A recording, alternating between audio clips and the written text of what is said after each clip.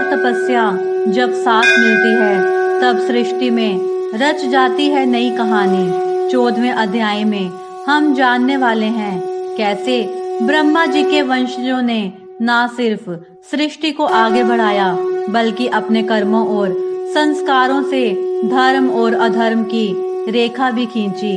आज की कथा हमें ये सिखाती है कि ईश्वर का विधान भले ही विचित्र हो परंतु उसमें गहरा संदेश छिपा होता है। इस अध्याय को और भी सारगर्भित बनाने के लिए आज हम सुनेंगे दो ऐसे भक्तों की कथाएं जिन्होंने विश्वास, धैर्य और प्रेम से ईश्वर को पा लिया और दुनिया को भक्ति का सच्चा अर्थ सिखाया। वैशाख मास महात्म की कथा सुनने से पहले आइए सुनते हैं दो भक्तों की कहानी। एक बार की बात है, दक्षिण भारत के एक छोटे से गांव में मालती नाम की एक अंधी वृद्धा रहती थी। उसकी आंखें जन्म से बंद थी लेकिन उसका अंतर्मन ऐसा जागृत था कि जैसे उसकी आत्मा सब कुछ देख रही हो। हर शाम जैसे ही सूर्य ढलता वह अपने घर के दरवाजे पर एक छोटा दीपक जलाकर रखती। गांव वाले हैरान थे। अम्मा, जब तुम देख नहीं सकती तो ये दीपक क्यों जलाती हो? वो धीरे से मुस्कुराती और कहती, बेटा, मेरी आंखें भले ना देखें पर मैं जानती हूँ कि इस गली में कई लोग हैं जो अंधेरे में चलते हैं। जब ये दीपक जलता है तो किसी का पैर ठोकर से बच जाता है, किसी का रास्ता आसान हो जाता है। ये मेरे लिए नहीं, दूसरों के लिए है। लोग कभी समझे कभी नहीं, लेकिन एक रात तेज बारिश में गांव की बिजली चली गई। गुप अंधेरे में लोग टकरा रहे थे, बच्चे रो रहे थे, बुजुर्ग रास्ता नहीं पहचान पा रहे थे। तभी मालती के घर के सामने जलता वो एकमात्र दीपक लोगों को रास्ता दिखा रहा था। उस रात सबकी आंखें खुली। एक अंधी स्त्री जिसने कभी रोशनी नहीं देखी थी दूसरों के लिए प्रकाश बन गई थी। सच्ची भक्ति वही है जहां स्वयं को नहीं दूसरों को रोशनी देने की भावना हो। ईश्वर उसी के पास आता है जो सेवा में समर्पित होता है। आइए अब सुनते हैं दूसरी कहानी। छत्तीसगढ़ के एक जंगल क्षेत्र में भीका नाम का एक गरीब बालक अपने माता पिता के साथ रहता था। उसका जीवन बेहद कठिन था, ना अच्छे कपड़े, ना भरपेट भोजन, लेकिन उसका मन शिव भक्ति में रमता था। हर दिन वो जंगल से मिट्टी लाता और नदी किनारे एक छोटा सा शिवलिंग बनाता। वो फूल नहीं चढ़ा पाता, बेलपत्र भी मुश्किल से मिलते, लेकिन उसकी भक्ति में कमी नहीं थी। एक दिन गांव के कुछ बड़े लोगों ने उसे देखा और हंसते हुए बोले, भोलेनाथ को तुझ जैसे फटे हाल की क्या जरूरत? ये माटी का शिवलिंग पूजा का है क्या? भीका चुप रहा।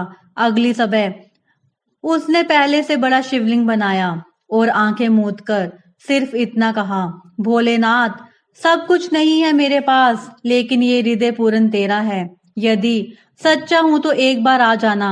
अचानक आकाश में बादल छा गए और एक दिव्य प्रकाश उस शिवलिंग पर उतर आया।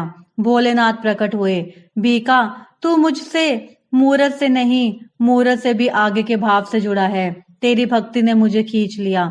जो तुझ पर हंसे वे अब तुझसे सीखेंगे। उस दिन से गांव में बदलाव आया। भक्ति को दिखावे से हटाकर भाव से जोड़ने की शुरुआत भीका ने की। ईश्वर को वैभव नहीं, विरह और विश्वास से खींचा जाता है।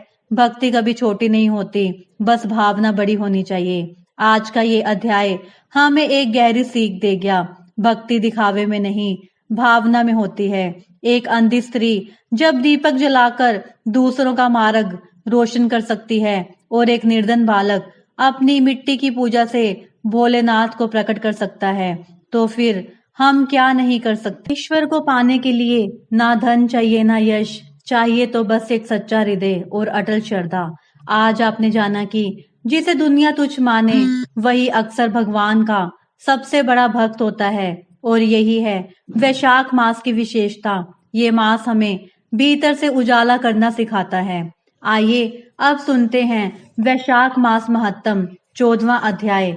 श्रुतिदेव जी बोले, हे राजन, वैशाख धर्म का पालन करते हुए जो प्राणी इस कथा को पढ़ते या सुनते हैं वे निश्चय ही बैकुंठ धाम को प्राप्त होते हैं। जो इस कथा को त्याग कर अन्य कर्मों में लगते हैं वे महान पिशाच योनि को प्राप्त कर रौरव नरक में जाते हैं। इस विषय में एक प्राचीन इतिहास सुनो। जय श्री हरि, जय श्री विष्णु।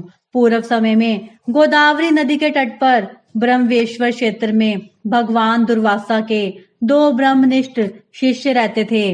वे उपनिषदों और शास्त्रों के ज्ञाता थे। वे भिक्षाटन करके अपनी उदर पूर्ति करते थे और पर्वत की गुफा में रहते हुए अपने समय को काटते थे। वे दोनों सत्यनिष्ठ और तपोनिष्ठ नाम से विख्यात थे।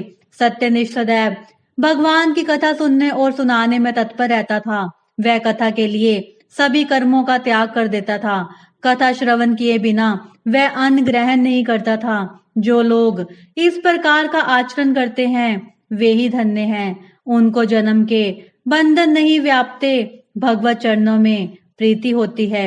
आत्मा को बल प्राप्त होता है तथा उनके हृदय में ही प्रभु निवास करते हैं। जहाँ साधु महात्मा ना हो, तुलसी ना हो, हरि मंदिर ना हो, काला मृग ना हो और हरि कथा ना होती हो, वह स्थान यदि गंगा तट पर भी हो तो सर्वथा त्यागने के योग्य है।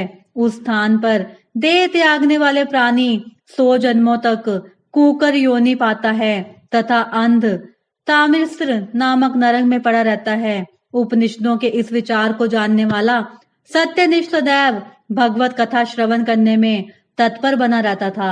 सब बोलो विष्णु भगवान की जय। जय श्री हरि, जय श्री विष्णु। जो भी भगत जन इस कथा को सुने विष्णु भगवान सबका कल्याण करे। दूसरा, जो तपोनिष्ठ था वह ना तो कभी स्वयं भगवत कथा कहता और ना ही श्रवण करता था। यदि कभी स्नान आदि करने जाते समय कथा श्रवण करने का अवसर प्राप्त होता तो भी वह उसे इस भय से त्याग देता था कहीं तप में विघ्न न पड़ जाए। इसी रीति से जीवन व्यतीत करते हुए एक दिन तपोनिष्ठ ने अपना शरीर त्याग दिया। तब वह पाप आत्मा शमी के वृक्ष पर रहने वाला छिन्नकरण नामक महाबली पिशाच बना। भयंकर पीड़ा पाते हुए उसके कंठ, होठ और तालू सूख गए। इस प्रकार वह महान कष्ट पाने लगा। वह अपने कर्म को विचारता हुआ उन्मत्त की भांति भटकता हुआ 10-17 वर्षों तक असह पीड़ा को भी सहन करता रहा। उसे जल कालाग्नि के समान तथा पुष्प आदि विष के समान प्रतीत होते थे। दैव योग से एक दिन सत्यनिष्ठ उसी मार्ग से होकर पैठिसनसीपुरी से आया जहां वह छिन्नकरण नामक पिशाच रहता था। सत्यनिष्ठ ने उसे देखकर कहा, हे पिशाच, तू भय को त्याग कर यह बता कि तेरी यह गति किस प्रकार से हुई है। तब उस छिन्नकरण ने आर्तवाणी में कहा, मैं दुर्वासा का शिष्य तपोनिष्ठ नामक यति हूँ। तप के लोभ के कारण मैं सर्वदा भगवान की मनोहर कथा को त्यागता रहा। उसी के फलस्वरूप अब इस योनि को प्राप्त कर महान कष्टों और पीड़ाओं को सहन कर रहा हूँ। आज भगवान की असीम कृपा हुई जो आपके दर्शन हो गए हैं। ऐसा कह वह छिन्नकरण त्राहि त्राहि कर विलाप करता हुआ उसके चरणों में गिर पड़ा। तब सत्यनिष्ठ ने दया करके उसे उठाया और फिर भगवान के चरणों का ध्यान करके अपने सवकृत पुण्य और वैशाख महात्म को क्षण भर श्रवण करने का फल भी उसे दिया। फलत उसके पाप तुरंत नष्ट हो गए और वह दिव्य देह को प्राप्त कर सत्यनिष्ठ को प्रणाम करके दिव्य विमान में बैठ विष्णु लोक को चला गया। श्रुति देव जी बोले, हे नृपश्रेष्ठ, भगवान विष्णु की मनोहर कथा शुभ फल देने वाली है। इसके श्रवण मात्र से ही समस्त श्रेष्ठ तीर्थों, श्रेष्ठ यज्ञों और श्रेष्ठ दानों के फलों की प्राप्ति होती है तथा समस्त पाप नष्ट हो जाते हैं। इसमें कोई संदेह नहीं है। सब बोलो विष्णु भगवान की जय। जय श्री हरि, जय श्री विष्णु। कल के अध्याय में हम जानेंगे उस भक्त की कहानी जिसने एक असंभव परिस्थिति में भी अपना व्रत नहीं तोड़ा और कैसे भगवान ने उसकी परीक्षा को वरदान में बदल दिया। तो कल मिलते हैं वैशाख मास के 15वें अध्याय के साथ, जहां भक्ति फिर से दिखाएगी अपनी महाशक्ति। जय श्री हरि, जय श्री विष्णु। मेरी विष्णु भगवान से प्रार्थना है जो भी भगत जन समय निकालकर वैशाख मास महात्म की कथा का श्रवण करते हैं। विष्णु भगवान सबका कल्याण करें, सबको सद्बुद्धि दें। जय श्री हरि, जय श्री विष्णु।